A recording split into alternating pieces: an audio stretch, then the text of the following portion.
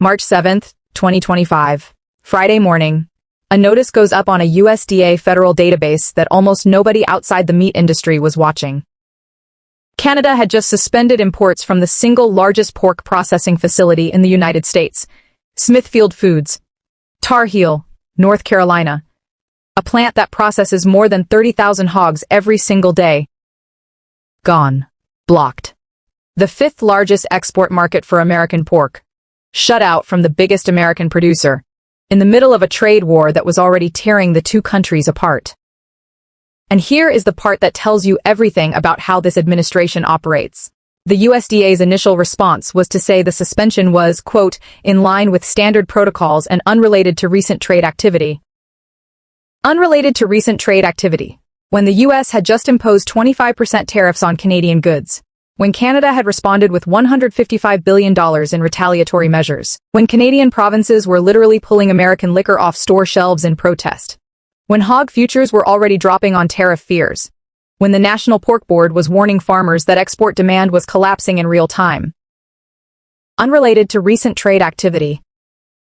I've been going through the agricultural data, the supply chain numbers, and the broader picture of what this trade war has done to American food prices since February 2025. Let me show you what actually happened, why it matters more than most coverage explained at the time, and what the long pipeline of pain looks like headed into the rest of 2026.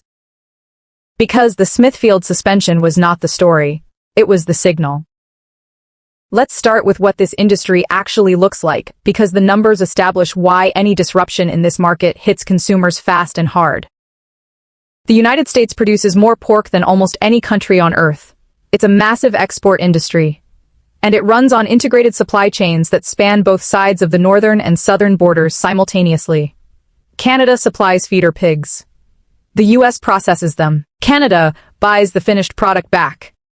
Mexico does the same in different ways. China buys offal, the parts of the hog that the American market doesn't prioritize, at enormous scale. It is one of the most tightly interlocked agricultural systems in the world. In 2024 alone, bilateral agri-food trade between the US and Canada reached $72 billion. Canada was the fifth largest export market for American pork, buying roughly $850 million worth every single year, and the US was importing about $40 billion in Canadian agricultural products annually, including pork, beef, canola oil, grains, and potatoes. Then February 1st, 2025 arrived, and that entire system walked straight into a wall. Trump announced sweeping 25% tariffs on Canadian goods. Canada responded immediately with $30 billion in retaliatory tariffs. 3 weeks later, Canada escalated that to $155 billion. USDA data captured the immediate damage. Beef and pork exports from Canada to the US dropped 8 to 5% in the early months of 2025 compared to 2024. Fed cattle prices in Canada collapsed by 22%. Estimated revenue losses for Canadian agricultural producers hit over $4 billion Canadian.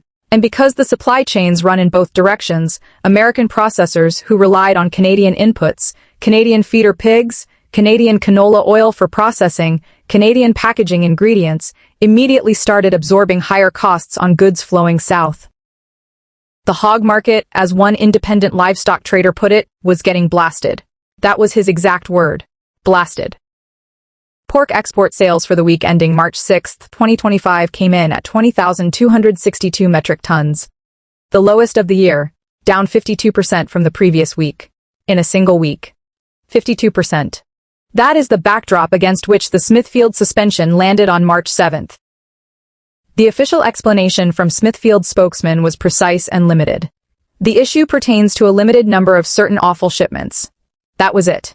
Under Canada's food safety protocols, 3 non-compliance issues within 6 months trigger a temporary suspension. The Canadian Food Inspection Agency followed its own rules. The USDA said it was working with Smithfield to develop a corrective action plan. But here's what the timing made impossible to ignore. The suspension hit one day after Trump announced a 1-month delay on certain tariffs targeting Canada.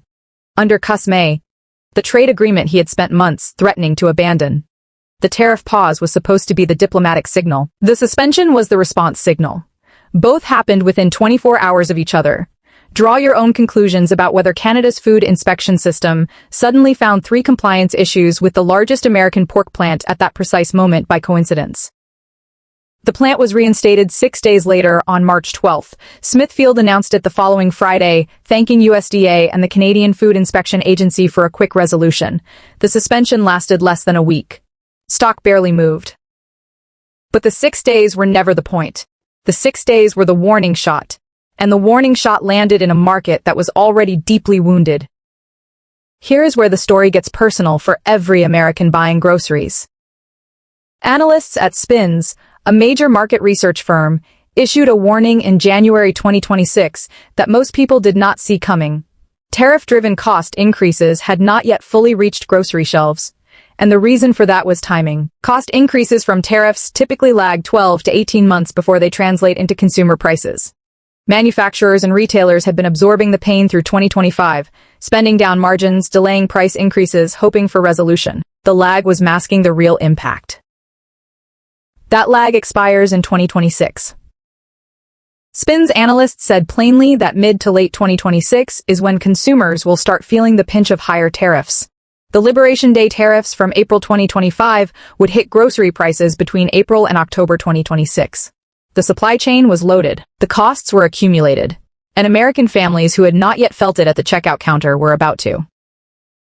The data already available confirms this is not theoretical. Between March 2025 and March 2026, a 12-ounce bag of Canadian-sourced frozen fish at a New England grocery chain rose almost 47%. Canadian-produced frozen hash browns at Market Basket climbed over 32%. Ground pork produced in Canada at the same chain rose 33%. From $2.99 per pound to $3.99. Domestic American ground pork rose more modestly at 14%, but it still rose.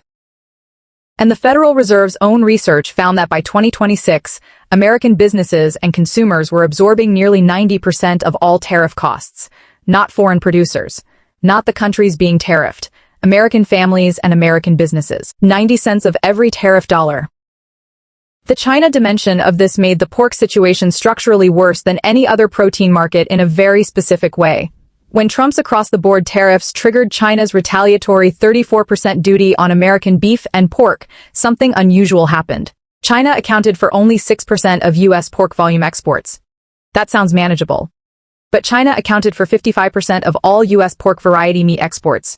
Awful. The parts of the hog that American consumers don't buy at the grocery store, but that are enormously valuable on the global market. When China's tariffs made American offal uncompetitive overnight, that market did not just shrink. It effectively evaporated. And when 55% of your offal export market disappears, the economics of the entire hog change. The margins that made pork production profitable were built on the assumption that every part of the animal had a market. Remove one of the biggest markets for one of the most profitable parts, and the whole calculation breaks. The National Pork Board's analysts summed it up with a line that deserves more attention than it got. The outlook for food service pork demand heading into summer 2025 was described as worrisome. Belly prices, the cut that becomes bacon, were already being priced lower in futures markets. A bearish summer outlook for bacon. Here is the structural problem that doesn't get covered because it's complicated but matters enormously. Canada supplies American pork processors with feeder pigs. Pigs born in Canada that are then transported to American facilities to be raised, slaughtered, and processed. This is not a small volume. It is a significant input into the American pork supply chain. When the trade war created regulatory friction and cost uncertainty around cross-border animal transport, Canadian pork producers began shifting their calculus. Some began redirecting supply toward domestic processing. Some began identifying alternative markets. The integrated system that had functioned efficiently for decades started showing stress fractures. USDA data confirmed that agricultural exports from Canada to the U.S. were dropping. And in an irony that the administration did not publicly acknowledge, Trump's tariffs were creating oversupply problems inside Canada for certain agricultural products, while simultaneously creating supply tightness and cost pressure inside the United States for the same products. Both sides were being squeezed. Both sets of farmers were suffering, and both sets of consumers were going to pay the bill. A Cornell University and Ohio State study, released in April 2026, found that Trump's tariffs dealt an economic blow to all 50 states, with agricultural and coastal states hit hardest. The trading partners who responded with retaliatory tariffs, Canada and China specifically, targeted the states where American export agriculture was most concentrated: Midwestern hog farmers, Southern poultry producers, Plains grain exporters. The states that had voted most heavily for the administration were among those absorbing the largest agricultural export losses.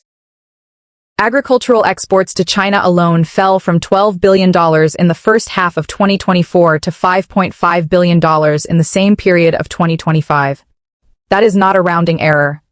That is a $6.5 billion collapse in one market in 6 months. Where does this leave American consumers in 2026? Grocery stores operate on margins of 1 to 3%. That is the standard figure. They cannot absorb sustained cost increases without passing them through, especially when the costs are now compounding through the supply chain at multiple layers simultaneously. Feed costs are up because grain markets are disrupted. Processing costs are up because Canadian inputs carry tariff loads. Transportation costs are up because cross-border logistics have become more expensive and more complicated. And the retailers themselves, having held prices as long as possible through 2025, are now facing the inflection point that analysts predicted. Smithfield, the largest American pork processor, the company that operates the plant Canada suspended in March 2025, has pivoted its strategy toward packaged meats and margin preservation. Tyson is investing in automation to reduce labor costs. Hormel is expanding its protein portfolio to hedge against category-specific pressure. The industry's biggest players are all adapting to a new cost environment. And adaptation in this industry means higher prices at the counter. The 6-day suspension in March 2025 was resolved quietly. The USDA issued a statement. Smithfield thanked the regulators. The plant went back online. The news cycle moved on. But what that suspension represented did not go away. It represented a 70-year-old integrated North American agricultural system being stress-tested in real time by a tariff war with no clear resolution date. It represented the moment when food supply chain professionals who had spent careers building seamless cross-border production systems suddenly had to model what disruption looked like. And it represented a warning about what happens when the countries that supply, process, and buy American agricultural products start making decisions based on political calculation instead of market efficiency. The shelves were not empty.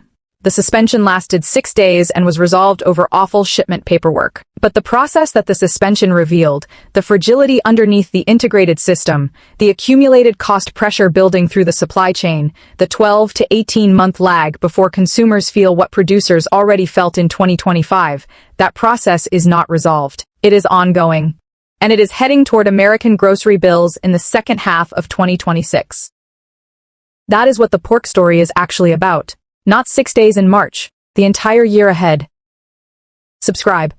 The food pricing data from the next 2 quarters is going to tell us whether analysts were right about when this hits consumers. I'll track it when it does.